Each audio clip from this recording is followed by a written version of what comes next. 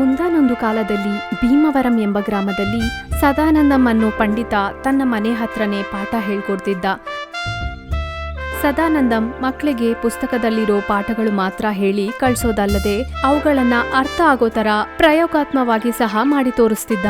ಒಂದು ಬಾರಿ ಓದ್ಕೊಳ್ಳೋಕೆ ಬಂದ ಮಕ್ಕಳು ಅವರ ಜೊತೆ ಹುಡುಗರ ಹತ್ರ ಏನು ಕೆಟ್ಟು ಮಾತುಗಳು ಮಾತಾಡೋದು ಸದಾನಂದಂ ಕಿವಿಗೆ ಬಿತ್ತು. ಹಾಗೆ ಕೆಲವು ಮಂದಿ ಮಕ್ಕಳು ಮಾತುಗಳು ಕೇಳಿ ನೋವು ಪಡೋದು ಸಹ ಸದಾನಂದಂ ಗಮನಿಸಿದ. ಅಕಾರಣವಾಗಿ ಯಾರು ಏನು ಅನ್ಕೊಂಡ್ರು ಚಿಂತಿಸಬೇಕಿಲ್ಲ ಅಂತ ಮಕ್ಕಳಿಗೆ ಹೇಳಬೇಕು ಅನ್ಕೊಂಡ. ಒಂದು ದಿನ ಸದಾನಂದಂ ವಿದ್ಯಾರ್ಥಿಗಳನ್ನ ಕರೆದು, ಈ ದಿನ ನಿಮ್ಗೆ ಹೊಸ ತರದ ಪಾಠ ಹೇಳ್ಕೊಡ್ತಿದ್ದೀನಿ ಅಂತ ಕತ್ತೆ ಮೇಲೆ ಕೂತ್ಕೊಂಡು ನೀವೆಲ್ಲ ನನ್ನ ಅನುಸರಿಸಿ. ಗುರುಗಳೇ, ನೀವ್ ಹಾಗೆ ಕತ್ತೆ ಮೇಲೆ ಕೂತ್ಕೊಂಡು ಪ್ರಯಾಣ ಮಾಡಿದ್ರೆ ಜನ ಎಲ್ಲ ನಿಮ್ನ ನೋಡಿ ಗೇಲಿ ಮಾಡ್ತಾರೇನೋ ಅನ್ನೋ ಸಂದೇಶವನ್ನು ಹೇಳಿದ್ರು ಮಕ್ಕಳು. ಅದೇ ಈ ದಿನ ನಿಮ್ಗೆ ನಾನ್ ಪ್ರತ್ಯಕ್ಷವಾಗಿ ಹೇಳ್ಬೇಕು ಅನ್ಕೊಳ್ತಿದ್ದೀನಿ. ಅವ್ರು ಮಾಡೋ ಗೇಲಿ ಎಷ್ಟು ಬೆಲೆ ಬಾಳೋದೋ ನೋಡಿ. ಸ್ವಲ್ಪ ದೂರ ಹೋದ್ಮೇಲೆ ಸದಾನಂದಂ ಬಾಲದ ಕಡೆ ಮುಖ ಮಾಡಿ ಕೂತ್ಕೊಂಡ. ಮಕ್ಕಳೆಲ್ಲ ಪಕ್ಕ ನಗ್ತಿದ್ರು. ಗುರುಗಳೇ, ನೀವು ಕತ್ತೆ ಮೇಲೆ ಹಿಂದೆ ತಿರುಗಿ ಯಾಕೆ ಕೂತ್ಕೊಂಡ್ರಿ? ಏನೋ ನನಗ್ ಹಾಗೆ ಕೂತ್ಕೊಳ್ಳೋದು ಇಷ್ಟ. ನೀವೇನ್ ಮಾತಾಡದೆ ನನ್ನ ಅನುಸರಿಸಿ. ಆ ನಂತರ ಸದಾನಂದಂ ಕತ್ತೆನ ತಟ್ಟಿದ. ಅದರಿಂದ ಕತ್ತೆ ಇನ್ನೂ ವೇಗವಾಗಿ ನಡೆಯಲು ಶುರು ಮಾಡ್ತು. ಆ ದೃಶ್ಯವನ್ನು ನೋಡಿದ ದಾರಿಲಿ ಹೋಗೋ ಜನ, ಈ ದೊಡ್ಡ ಮನುಷ್ಯನಿಗೆ ಹುಚ್ಚು ಹಿಡಿತೇನೋ ಅಂತ ಗುಸಗುಸ ಅಂತಿದ್ರು. ಇನ್ನು ಕೆಲವರು ಪಕ ಅಂತ ನಗ್ತಿದ್ರು. ಅವರಲ್ಲಿ ಕೆಲವರು, ಕತ್ತೆ ಮೇಲೆ ದೊಡ್ಡ ಕತ್ತೆ ತರ ಕೂತ್ಕೊಂಡಿದ್ದಾನೆ, ದೊಡ್ಡ ಕತ್ತೆನ ಚಿಕ್ಕ ಕತ್ತೆಗಳು ಅನುಸರಿಸುತ್ತಿದೆ. ಸದಾನಂದಂ ಜನರ ಮಾತುಗಳು ಕೇಳಿಸಿಕೊಳ್ಳದೆ ಮಕ್ಕಳ ಜೊತೆ ಮಾತಾಡ್ದ. ಆ ನಂತರ ಮತ್ತೆ ಸ್ವಲ್ಪ ಜನ ಕತ್ತೆ ಮೇಲೆ ದೊಡ್ಡ ಕತ್ತೆ ಹಿಂದೆ ಚಿಕ್ಕ ಕತ್ತೆಗಳು ಅಂತ ಕಿರ್ಚಕ್ಕೆ ಶುರು ಮಾಡಿದ್ರು. ಆ ಮಾತುಗಳು ಕೇಳಿದ ಮಕ್ಕಳಿಗೆ ಅವಮಾನವಾಗಿ ಅನ್ನಿಸ್ತು. ಅವರ ಮುಖಗಳು ಕೆಂಪಾಗಿ ಆಯ್ತು. ಅವ್ರಿಗೆ ಜಾಸ್ತಿ ಕೋಪ ಬಂತು. ಸದಾನಂದಂ ಮಾತ್ರ ಯಾವುದೇ ಚಿಂತೆ ಇಲ್ದೆ ನಗುತ್ತಾ ಹಾಡಾಡುತ್ತಾ ಹಾಗೆ ಅವರು ಊರಲ್ಲಿ ಕೆಲವು ಬೀದಿಗಳು ತಿರುಗಾಡಿದ ಮೇಲೆ ಅವಮಾನ ತಡೆಯಕ್ಕಾಗದೆ ಒಂದು ವಿದ್ಯಾರ್ಥಿ, ಗುರುಗಳೇ, ನೀವು ಈ ಕತ್ತೆ ಮೇಲೆ ಕೂತ್ಕೊಂಡು ಹೋಗೋದು ಏನೂ ಚೆನ್ನಾಗಿಲ್ಲ, ಜನ ಎಲ್ಲ ನಿಮ್ನ ಕತ್ತೆ ಅಂತಿದ್ದಾರೆ ಅಂತ ಅವನ ನೋವನ್ನು ವ್ಯಕ್ತಪಡಿಸಿದ. ಹೌದು ಗುರುಗಳೇ, ಅವರು ಹಾಗೆ ಮಾತಾಡೋದು ಕೇಳ್ತಿದ್ರೆ ಅವ್ರನ್ನ ಹಾಗೆ ಕಲ್ಲುಗಳಲ್ಲಿ ಹೊಡಿಬೇಕನ್ನೋಷ್ಟು ಕೋಪ ಬರ್ತಿದೆ ಅಂತ ಅಂದ ಇನ್ನೊಂದು ವಿದ್ಯಾರ್ಥಿ. ಮಕ್ಕಳೇ, ನಾನು ಈ ಕಡೆ ತಿರುಗಿ ಕೂತ್ಕೊಂಡ್ರೆ ನಿಮ್ನ ನೋಡ್ತಾ ಮಾತಾಡೋದು ಆಗಲ್ಲ. ಒಂದ್ ವೇಳೆ ನಿಮ್ಮನ್ನ ಮುಂದೆ ನಡೀರಿ ಅಂತ ಹೇಳ್ಬೇಕು ಅನ್ಕೊಂಡ್ರೆ ಆಗ ನನ್ಗೆ ನಿಮ್ ಹಿಂದೆನೆ ಕಾಣುತ್ತೆ. ಆಗ್ಲೂ ಸಹ ನೀವ್ ನನ್ ಜೊತೆ ಮಾತಾಡೋದು ತಪ್ಪಲ್ಲ. ಕತ್ತೆ ಮೇಲೆ ನಾನ್ ಹೀಗ್ ಕೂತ್ಕೊಂಡ್ರೆ ನೀವ್ ನನ್ಗೆ ಹೀಗೆ ಎದುರಿಗೆ ಕಾಣ್ತೀರಾ. ಮುಖಾಮುಖಿಯಾಗಿ ಮಾತಾಡೋ ಅವಕಾಶನೂ ಇರುತ್ತೆ. ಗುರುಗಳೇ, ನೀವ್ ಹೇಳಿದ್ದು ಚೆನ್ನಾಗಿದೆ, ಆದ್ರೆ ಜನ ನಮ್ನ ಗೇಲಿ ಮಾಡ್ತಿದ್ದಾರೆ. ನಿಮ್ಗೆ ಅವ್ರ ಮಾತುಗಳು ಅವಮಾನವಾಗಿ ಅನ್ನಿಸ್ತಿಲ್ವಾ? ನಾನ್ ಅವ್ರ ಮಾತುಗಳು ಹಿಡಿಸ್ಕೊಳ್ತಿಲ್ಲ, ನೀವ್ ಹಿಡಿಸ್ಕೊಳ್ತಿರೋದ್ರಿಂದ ನಿಮ್ಗೆ ಅವಮಾನವಾಗಿ ಅನ್ನಿಸ್ತಿದೆ. ಆದ್ರೂ ನಾವು ಬೇರೆಯವರ ಮಾತುಗಳು ಯಾಕೆ ಹಿಡಿಸ್ಕೋಬೇಕು? ಅವೆಲ್ಲ ಪಕ್ಕಕ್ಕಿಟ್ಟು ಈಗ ನಾನ್ ಹೇಳಿದ ಮಾತುಗಳು ನೀವು ಜೋರಾಗಿ ಅನ್ನಿ. ನೀವೆಲ್ಲ ಸೇರಿ ಕತ್ತೆ ಮೇಲೆ ದೊಡ್ಡ ಕತ್ತೆ ಕೂತಿದೆ ಅನ್ಬೇಕು. ನಾನೇನು ಚಿಕ್ಕ ಕತ್ತೆಗಳು ನನ್ ಹಿಂದೆ ಬರ್ತಿವೆ ಅಂತೀನಿ. ಆ ನಂತರ ಏನ್ ನಡೆಯತ್ತೋ ನೀವೇ ಕಣ್ಣಾರೆ ನೋಡಿ. ಮಕ್ಕಳು ಗುರುಗಳು ಹೇಳಿದ ಹಾಗೆ ಕತ್ತೆ ಮೇಲೆ ದೊಡ್ಡ ಕತ್ತೆ ಕೂತಿದೆ ಅಂತ ಅನುಸರಿಸಿದ್ರು. ಚಿಕ್ಕ ಕತ್ತೆಗಳು ನನ್ ಹಿಂದೆ ಬರ್ತಿವೆ ಅಂತ ಅವರು ಸ್ವಲ್ಪ ದೂರ ಹೋದ್ರು. ಅವರು ಹಾಗೆ ಕೂಗಾಡೋದು ಜನ ವಿಚಿತ್ರವಾಗಿ ನೋಡ್ತಿದ್ರು. ಸ್ವಲ್ಪ ಹೊತ್ತಿಗೆ ಆಸಕ್ತಿಯೆಲ್ಲ ಕಡಿಮೆ ಆಗೋಯ್ತು. ಆ ವಿಷಯವನ್ನ ಮಕ್ಕಳೆಲ್ಲ ಗಮನಿಸಿದ್ರು. ಆ ನಂತರ ಜನ ಎಲ್ಲ ಒಬ್ಬೊಬ್ಬರಾಗಿ ಹೊರಟೋದ್ರು. ಮತ್ತೆ ಸ್ವಲ್ಪ ಹೊತ್ತಿಗೆ ಯಾವೊಬ್ರು ಅವರ ಕಡೆ ಕಣ್ಣೆತ್ತಿನೂ ನೋಡ್ಲಿಲ್ಲ. ಒಂದು ವೇಳೆ ನೋಡಿದ್ರೆ ಎಂತಹ ವಿಮರ್ಶನೇನೂ ಮಾಡ್ಲಿಲ್ಲ. ಆಗ ಸದಾನಂದಂ ಮಕ್ಕಳನ್ನ ಉದ್ದೇಶಿಸಿ, ಈಗ ನಿಮ್ಗೆ ಅರ್ಥ ಆಯ್ತು ಅನ್ಕೊಳ್ತೀನಿ.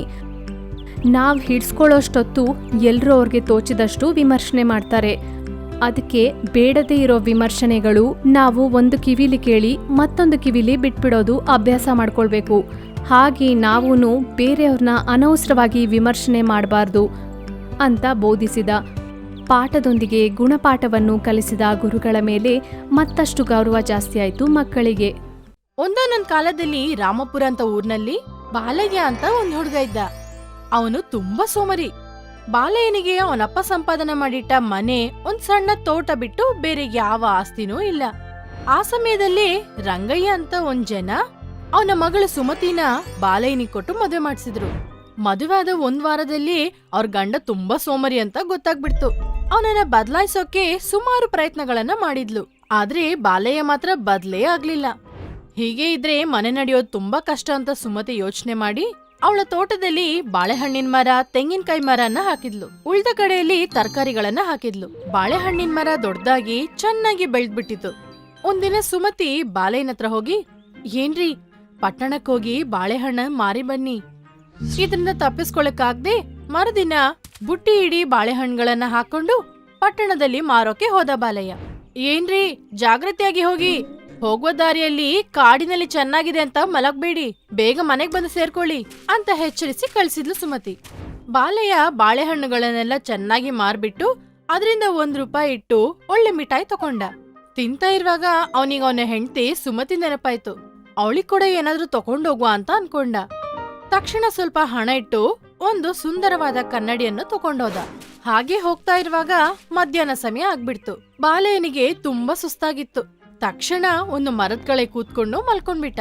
ಸ್ವಲ್ಪ ಹೊತ್ತಾದ್ಮೇಲೆ ಆ ಮರದಲ್ಲಿ ಇರುವಂತ ಒಂದು ದೆವ್ವ ಬಾಲಯ್ಯನ್ ನೋಡಿ ಕೆಳಗಿಳ್ದ್ ಬಂದು, ಯಾರೋ ನೀನು, ನನ್ ಮರದ ಹತ್ರ ಬಂದು ಮಲ್ಕೊಂಡಿದ್ಯಾ ಅಂತ ಕೇಳಿತು. ದೆವ್ವ ಆತರ ಕಿರ್ಚಿದ ತಕ್ಷಣ ಬಾಲಯ್ಯ ಹೆದರ್ಕೊಂಡು ಎದ್ಬಿಟ್ಟ. ಆ ದೆವ್ವನ್ ನೋಡಿದ ತಕ್ಷಣ ಬಾಲಯ್ಯ ಹೆದರ್ಕೊಂಡು ನಡುಗೋದು ಶುರು ಮಾಡ್ದ. ಬಾಲಯ್ಯ ಅದನ್ನ ನೋಡಿ ತುಂಬಾ ಹೆದರ್ಕೊಂಡ್ಬಿಟ್ಟು ಕೈಯಲ್ಲಿರುವಂತ ಕನ್ನಡಿನ ಮುಖಕ್ಕೆ ಮುಚ್ಚಿಟ್ಕೊಂಡ. ಕನ್ನಡಿಯಲ್ಲಿ ಅದರ ಮುಖನ ನೋಡ್ಕೊಂಡು ಆ ದೆವ್ವ ತುಂಬಾ ಆಶ್ಚರ್ಯದಲ್ಲಿ ಏನಾಗ್ತಾ ಇದೆ ಅಂತ ಅರ್ಥನೇ ಆಗ್ಲಿಲ್ಲ ಅದಕ್ಕೆ. ಕೆಳಗೇನೋ ಮನುಷ್ಯನ ಶರೀರ, ಮತ್ತೆ ಮೇಲೆ ದೆವ್ವದ ಮುಖ. ಈ ತರ ನಾನ್ ನೋಡ್ಲೇ ಇಲ್ಲ. ನೀನ್ ಯಾರು? ನಿನಗ್ ಹೇಗೆ ಇದೆಲ್ಲ ಗೊತ್ತಿದೆ ಅಂತ ಅದು ಬಾಲನ ನೋಡಿ ಕೇಳಿತು. ದೆವ್ವ ಕೇಳಿದ ಪ್ರಶ್ನೆನ ಕೇಳಿ ಆಶ್ಚರ್ಯ ಹೋಗಿ ಬಾಲಯ್ಯ ಮುಖದತ್ರ ಇರುವಂತ ಕನ್ನಡಿನ ಕೆಳಗ್ ಮಾಡ್ದ. ಈ ಸರ್ತಿ ಆ ದೆವ್ವ ಇನ್ನೂ ಆಶ್ಚರ್ಯ ಹೋಯ್ತು. ಅರೆರೇ, ತಮಾಷೆಯಾಗಿದೆ, ಈಗ ನಿನಗೆ ಮನುಷ್ಯನ್ ಮುಖ ಬಂದಿದೆ. ಈಗ ನೀನು ಮನುಷ್ಯರ ಜೊತೆ ಸಂತೋಷವಾಗಿ ಬಾಳ್ಬೋದು. ನನಗ್ ಕೂಡ ಸುಮಾರು ವರ್ಷದಿಂದ ಮನುಷ್ಯರ ಜೊತೆ ಬಾಳ್ಬೇಕಂತ ಆಸೆ ಆಗಿದೆ. ನನ್ನನ್ ಕೂಡ ಮನುಷ್ಯಯಾಗಿ ಮಾಡ್ತೀಯಾ ಅಂತ ಕೇಳಿತ ಆ ದೆವ್ವ. ತಕ್ಷಣ ಬಾಲಯ್ಯನಿಗೆ ಟಕ್ಕಂತ ಒಂದು ಯೋಚನೆ ಬಂತು. ಈ ದೆವ್ವ ತುಂಬಾ ಪಾಪದಾಗಿದೆ. ಇದನ್ನ ಇಟ್ಕೊಂಡು ನನ್ ಬಾಳಲ್ಲಿ ಹೇಗಾದ್ರೂ ಸೆಟ್ಲ್ ಆಗ್ಬೇಕು. ಹಾಗೆ ಮಾಡಿದ್ರೆ ಯಾವ ಕೆಲಸನೂ ಮಾಡದೆ ಜೀವನ ಪೂರ ಸಂತೋಷವಾಗಿರ್ಬೋದು ಅಂತ ಅನ್ಕೊಂಡ ಬಾಲಯ್ಯ. ಆಮೇಲೆ ಆ ದೆವ್ವದತ್ರ, ಸರಿ, ನಾನ್ ನಿನ್ ಕೇಳಿದ ತರಾನೇ ಮನುಷ್ಯನ ಮಾಡ್ತೀನಿ, ಆದ್ರೆ ಅದರಿಂದ ನನಗೇನ್ ಲಾಭ ಅಂತ ಕೇಳಿದ. ನಾನ್ ಕೇಳಿದ್ದನ್ನ ನಿನ್ ಕೊಟ್ರೆ ನಿನಗೆ ಬೇಕಾದದ್ದು ನಾನ್ ಕೊಡ್ತೀನಿ ಅಂತ ಆ ದೆವ್ವ ಹೇಳ್ತು. ಮನುಷ್ಯರ ಜೊತೆ ಇರ್ಬೇಕಂದ್ರೆ ನೀನೊಂದು ಸುಂದರವಾದ ಹುಡುಗಿ ತರ ಬದ್ಲಾಗ್ಬೇಕು. ಆಮೇಲೆ ನೀನೊಂದು ದೆವ್ವ ಅನ್ನೋ ವಿಷಯನ ಮರಿಬೇಕು. ನಾನು ನಾಳೆ ರಾತ್ರಿ ಬಂದು ನಿನಗೆ ಎಲ್ಲ ವಿಷಯನ ಕಲ್ಸ್ಕೊಡ್ತೀನಿ ಅಂತ ಹೇಳ್ದ. ಸ್ವಲ್ಪ ಹೊತ್ನಲ್ಲೇ ಆ ದೆವ್ವ ಒಂದು ಸುಂದರವಾದ ಹುಡುಗಿ ರೂಪಕ್ಕೆ ಬಂದ್ಬಿಡ್ತು. ಆಮೇಲೆ ಬಾಲಯ್ಯ ಮನೆಗ್ ಹೋಗಿ ಪಟ್ಟಣದಲ್ಲಿ ತಗೊಂಡ ಕನ್ನಡಿನ ಅವನ ಹೆಂಡತಿ ಕೊಟ್ಟ. ಅದನ್ನ ನೋಡಿ ಸುಮತಿ ತುಂಬಾ ಸಂತೋಷಪಟ್ಲು. ಸುಮತಿ ಭಯಪಡ್ತಾಳಂತ ಬಾಲಯ್ಯ ಆ ದೆವ್ವನ್ ಬಗ್ಗೆ ಅವಳ ಹತ್ರ ಹೇಳಿಲ್ಲ. ಮರುದಿನ ಸೂರ್ಯಾಸ್ತಮಯ ಸಮಯದಲ್ಲಿ ಬಾಲಯ್ಯ ಹೆಂಡತಿ ಹತ್ರ ಈಗ್ಲೇ ಬರ್ತೀನಿ ಅಂತ ಹೇಳಿ ಹೊರಗೋದ. ಸೋಮರಿಯಾದ ಅವಳ ಗಂಡ ಈ ಸಮಯದಲ್ಲಿ ಎಲ್ಲಿಗೆ ಹೋಗ್ತಾ ಇದ್ದಾರೆ ಅಂತ ಅನ್ಕೊಂಡ್ಲು ಸುಮತಿ. ಬಾಲಯ್ಯ ಆ ದೆವ್ವದ ಹತ್ರ ಹೋಗಿ ಮನುಷ್ಯರು ಹೇಗೆಲ್ಲ ಇರ್ತಾರೆ, ಅವರ ಅಭ್ಯಾಸಗಳು ಏನು ಅಂತ ಎಲ್ಲ ಹೇಳ್ದ. ಆಮೇಲೆ ಮನೆಗೆ ಹೊರಟೋದ. ಮನೆಗ್ ಬಂದ ಬಾಲಯ್ಯನ ಹತ್ರ ಸುಮತಿ, ಎಲ್ಲೋಗ್ ಬಂದಿದ್ರಾ ಇಷ್ಟೊತ್ತು, ಏನ್ ಮಾಡಿ ಬಂದಿದ್ರಾ ಅಂತ ಕೇಳ್ದಕ್ಕೆ ಸಮಾಧಾನನೇ ಹೇಳಿದ್ರೆ ಬಾಲಯ್ಯ ಹೋಗಿ ನೇರ ಮಲ್ಕೊಂಡ್ಬಿಟ್ಟ.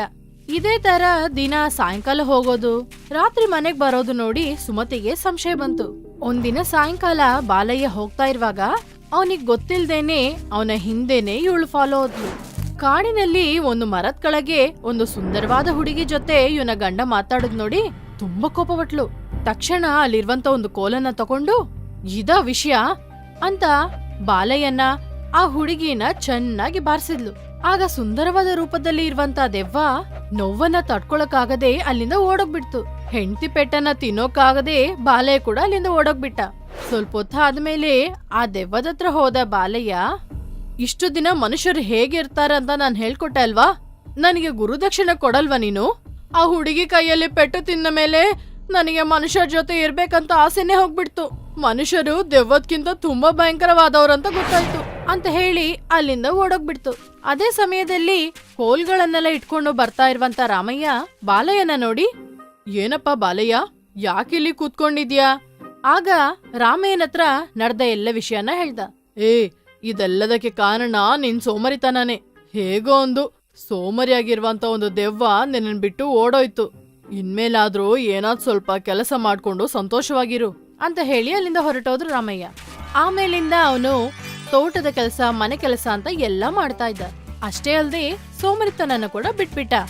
ಆಗ ಸುಮತಿ ಅವನತ್ರ, ಏನ್ರಿ, ಎಲ್ಲಿಂದ ನಿಮಗೆ ಬದಲಾವಣೆ ಬಂದಿತ್ತು ಅಂತ ಕೇಳಿದಾಗ ಬಾಲಯ್ಯ, ಅದ ಕಾಡಿನಿಂದ ಬಂತು ಅಂತ ಹೇಳಿ ನಗಾಡಿದ.